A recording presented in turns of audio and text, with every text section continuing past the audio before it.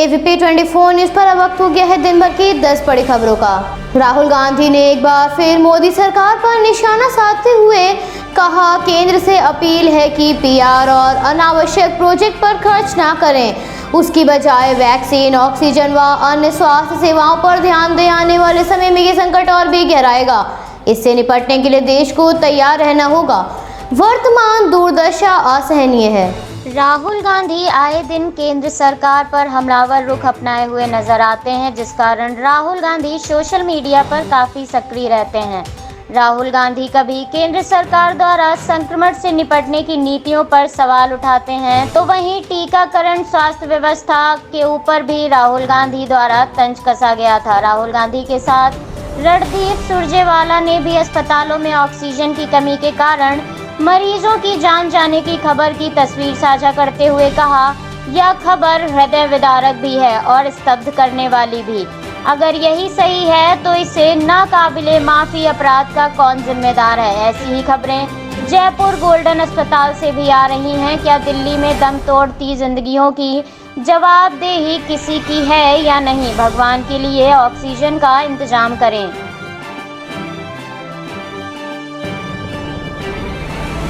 भारत में संक्रमण की दूसरी लहर ने विकराल रूप धारण कर लिया है। तूफान की तेजी से बढ़ रही दूसरी लहर ने हर किसी को अपनी चपेट में ले रखा है।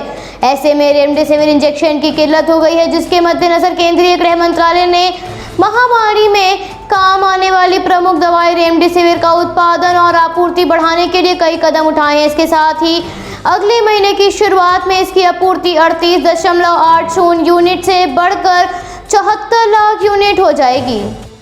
महामारी के इस संकट में जहां एक और लोगों की जान पर खतरा मंडरा रहा है, ऐसे में दवाइयों की कमी हो जाने से लोगों को कई मुश्किलों का सामना करना पड़ रहा है। दवाई समय से न मिल पाने के कारण लोगों की जान जा रही है, जिस कारण रेमडेसिविर इंजेक्शन की कालाबाजारी होने लगी है।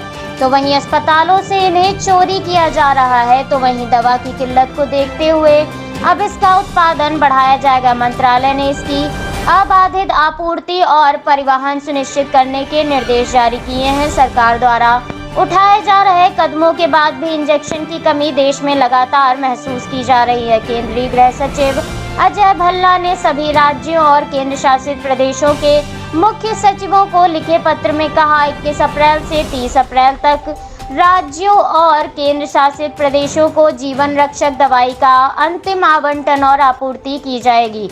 उन्होंने आगे पत्र में लिखा, रेमडेसिविर इंजेक्शन और आयातित दवा टेक्लेजुमेब की मांग में भारी बढ़ोतरी के कारण इसकी आपूर्ति पर दबाव पड़ गया है।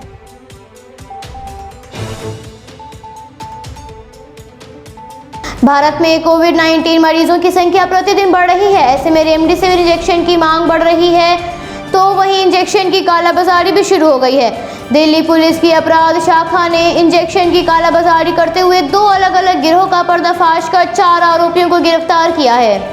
पकड़े गए आरोपियों के कुछ साथियों की पहचान हुई और उनको पकड़ने के लिए पंजाब, मेवात समेत NCR में कई जगह दबिश की जा रही है। पुलिस ने मामले में कुछ लोगों को गिरफ्तार कर लिया है। आरोपियों के पास से 81 रेमडेसिविर इंजेक्शन बरामद किए गए हैं। आरोपी एक इंजेक्शन की शीशी 20 से 40 हजार में बेच रहे थे। अपराध शाखा DCP मोनिका भारद्वाज ने बताया, कालाबाजारी की सूचना मिलने के बाद मामला दर्ज किया और ACP संदीप लांबा के नेतृत्व में इंस्पेक्टर गुरमीत सिंह, SI मिंटू सिंह और धीरज की टीम ने जांच शुरू की। पुलिस ने परमानंद चौक GTB अस्पताल के पास घेराबंदी कर गुरुद्वारा सुल्तान विंग रोड, अमृतसर, पंजाब निवासी तलविंदर सिंह उर्फ साजन को गिरफ्तार किया। आरोपी के पास से 3 इंजेक्शन बरामद किए गए हैं।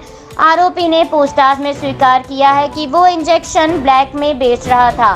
वो दवा कंपनी से कोरियर कंपनी से इंजेक्शन लगवाता था और इसे महंगे दामों पर बेच रहा था।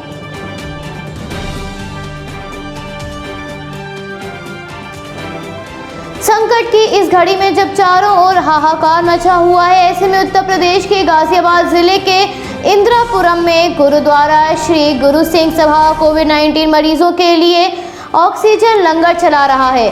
गुरुद्वारे के प्रबंधक गुरप्रीत सिंह रिम्मी ने बताया, हम सड़क पर गाड़ी में ही मोबाइल ऑक्सीजन की सुविधा दे रहे हैं। कोरोना वायरस संकट के समय में जो भारत में हाहाकार मचा हुआ है, चारों ओर अंधेरा छा गया है, चारों ओर मौत का मातम पसरा हुआ नजर आ रहा है। लोग ऑक्सीजन की कमी के कारण प्रतिदिन दम तोड़ रहे हैं।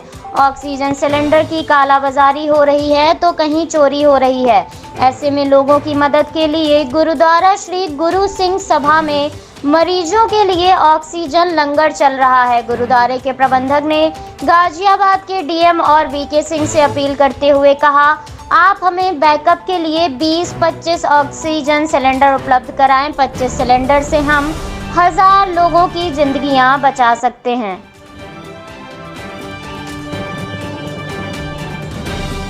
कोविड-19 संक्रमण की दूसरी लहर से प्रभावित राज्य उत्तर प्रदेश में ऑक्सीजन की किल्लत के कारण कई मरीजों की जान चली गई है। ऐसे में उत्तर प्रदेश की राजधानी में दूसरी ऑक्सीजन स्पेशल ट्रेन झारखंड से बोकारो से ऑक्सीजन टैंकर लेकर आई। ऑक्सीजन की आपूर्ति अब रेलवे प्रशासन द्वारा भी की जा रही है। बोकारो से ऑक्सीजन लेकर रेलवे की ऑक्सीजन एक्सप्रेस कल दोपहर को रवाना हुई थी। ट्रेन से ऑक्सीजन के 3 टैंकर आने की बात कही गई थी ताकि 60,000 लीटर लिक्विड ऑक्सीजन मरीजों के लिए उपलब्ध कराई जा सके। अस्पतालों में बेड की कमी के साथ साथ अस्पताल प्रशासन ऑक्सीजन की कमी भी महसूस कर रहे हैं। ऐसे में मरीजों की जान बचाने के लिए ऑक्सीजन की आपूर्ति की जा रही है। ट्रेन से लखनऊ में 2 टैंकर उतारे गए, जबकि इनमें से एक वाराणसी में उतारा गया।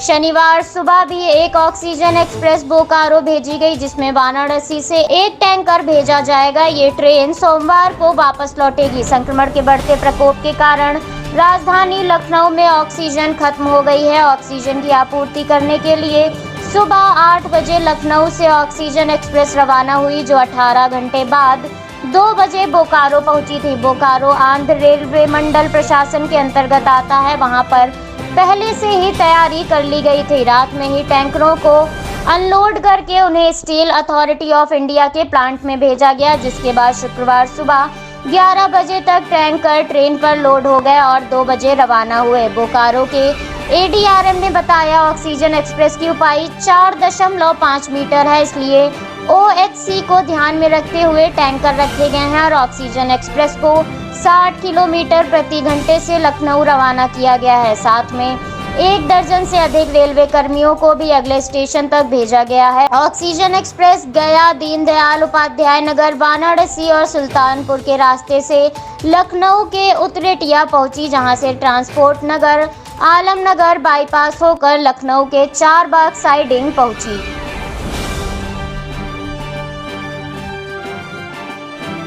कोविड-19 संक्रमण के बढ़ रहे प्रकोप के मद्देनजर उत्तर प्रदेश के मुख्यमंत्री ने राज्य में कोविड-19 जांच के लिए आरटी-पीसीआर और एंटीजन टेस्ट की क्षमता को दुगना करने के निर्देश जारी कर दिए हैं। निर्देशों के अनुसार सभी जिलों में कोविड-19 बेड बढ़ाए जाने, ऑक्सीजन की उपलब्धता व आपूर्ति तथा 100% सुनिश्चित करने के आदेश दिए गए हैं। उत्तर प्रदेश के मुख्यमंत्री भी कोविड-19 संक्रमण की चपेट में आ गए हैं, जिस कारण वो आइसोलेशन में हैं। आइसोलेशन में रहते हुए भी मुख्यमंत्री ने दिशा निर्देश जारी करते हुए कहा, क्वारंटीन में रह रहे कोविड-19 संक्रमित मरीजों को समय अनुसार मेडिकल किट हर हाल में उपलब्ध कराई जाए और उनसे नियमित संवाद रखा जाए। वीडियो कॉन्फ्रेंसिंग के माध्यम से स्थिति की समीक्षा बैठक मुख्यमंत्री द्वारा आयोजित की गई थी, जिसमें मुख्यमंत्री ने कहा, प्रदेश में 22,000 से अधिक लोग संक्रमण मुक्त हुए हैं। स्वस्थ होने वाले लोगों की संख्या में प्रतिदिन वृद्धि हो रही है,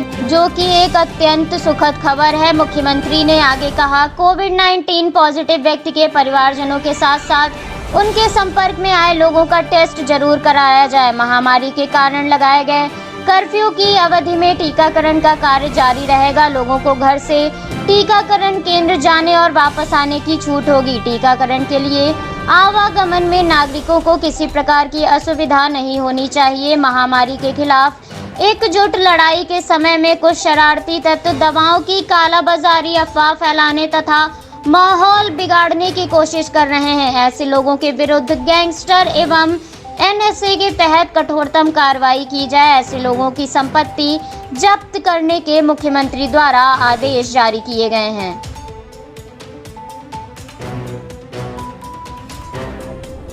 महामारी के इस संकट के समय में कुछ लोगों में मानवता पूरी तरह से समाप्त हो गई है। जहां एक और ऑक्सीजन की किल्लत से लोग दम तोड़ रहे हैं, तो वहीं कुछ लोग इसकी चोरी कर रहे हैं, इसकी कालाबाजारी कर रहे हैं। सागरपुर थाना पुलिस ने एक मकान पर छापा मारकर अवैध रूप से ऑक्सीजन बेचने वाले कारोबारी को गिरफ्तार किया। कारोबारी के पास सिलेंडर बेचने का लाइसेंस नहीं था। पुलिस ने उसके कब्जे से 32 बड़े सिलेंडर और 16 छोटे सिलेंडर बरामद किए हैं।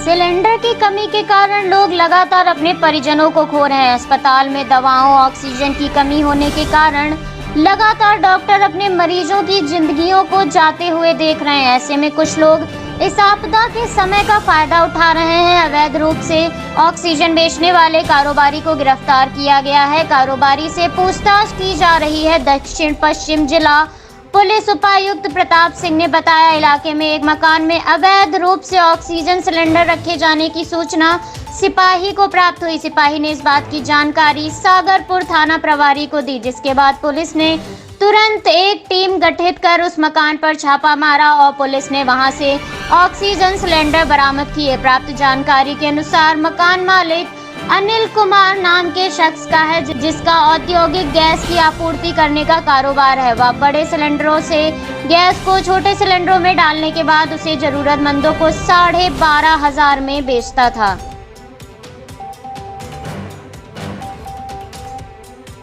भारत में कोरोना महामारी ने तांडव मचा रखा है। प्रतिदिन आ रहे मामलों में लगातार बढ़ोतरी हो रही है। भारत में प्रतिदिन आ रहे मामले एक नया रिकॉर्ड बना रहे हैं। पिछले 24 घंटों में महामारी के रिकॉर्ड तोड़ 3,46,786 मामले दर्ज किए गए हैं। इसके साथ ही इस महामारी से सर्वाधिक 2,624 लोगों की मौत हुई है।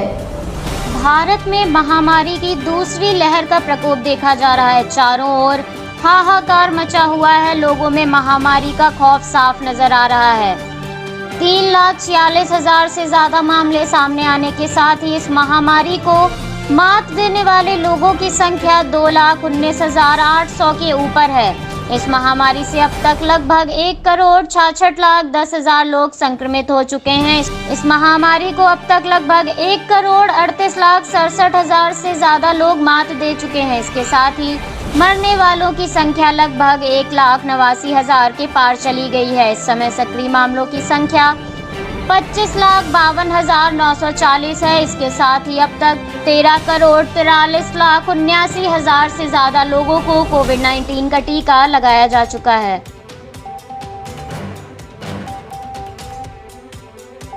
कल का आईपीएल का मुकाबला पंजाब किंग्स और मुंबई इंडियंस के बीच खेला गया, जिसमें मुंबई इंडियंस को 9 विकेट से हराकर लगातार 3 हार के बाद जीत को पंजाब ने गले लगाया।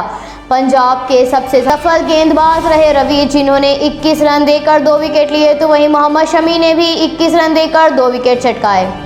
पंजाब ने टॉस जीतकर पहले गेंदबाजी का फैसला लिया, जिसके बाद पंजाब ने मुंबई पर शुरू से ही दबाव बनाना शुरू कर दिया। मुंबई का पावर प्ले में प्रदर्शन काफी खराब रहा। मुंबई की सबसे सफल बल्लेबाज कप्तान रोहित शर्मा रहे, जिन्होंने 63 रन बनाए, तो वहीं क्विंटन डी कॉक 3 रन बनाकर एक बार फिर नाकाम साबित हुए।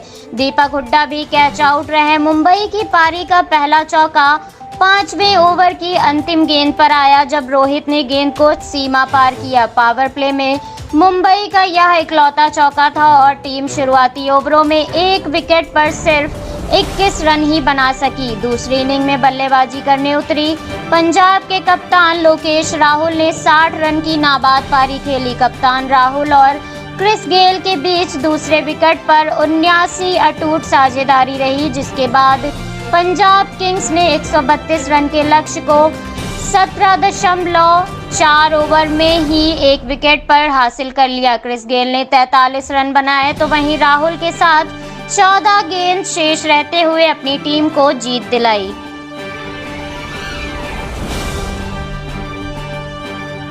अमेरिका के राष्ट्रपति जो बिडेन ने कहा, भारतीय प्रधानमंत्री के साथ जलवायु और ऊर्जा लक्ष्यों को प्राप्त करने के लिए वो एक नए साझेदारी बनाएंगे, जिसके लिए वो काफी उत्सुक हैं। आगे राष्ट्रपति ने कहा, हमारे द्विपक्षीय सहयोग का मुख्य आधार है। इससे भारत और अमेरिका के रिश्तों को एक नई मजबूती मिलेगी। राष्ट्रपति जो बाइडेन जलवायु परिवर्तन पर आयोजित होने वाली वर्चुअल शिखर सम्मेलन को संबोधित करेंगे। शिखर सम्मेलन की मेजबानी अमेरिका द्वारा की जा रही है, जिसमें भारत के प्रधानमंत्री समेत विदेश के कई नेता शामिल होंगे। गौरतलब है, इस सम्मेलन में चीन के राष्ट्रपति भी शामिल होंगे। बिडेन की यह टिप्पणी भारत और अमेरिका की जलवायु और स्वच्छ ऊर्जा एजेंडा 2030 साझेदारी की घोषणा एक दिन के बाद आई है। जलवायु परिवर्तन प्रतिबद्धता पर आगे बढ़ने के लिए बिडेन प्रशासन ने भारत की प्रशंसा की है। इसके साथ ही अमेरिका ने 2030 तक स्वच्छ ऊर्जा को महत्वाकांक्षी लक्ष्य पाने के लिए अमेरिका के साथ साझेदारी में 450 गीगावाट नवीनीकरण ऊर्जा लगाने के लिए भारत की सराहना भी की है।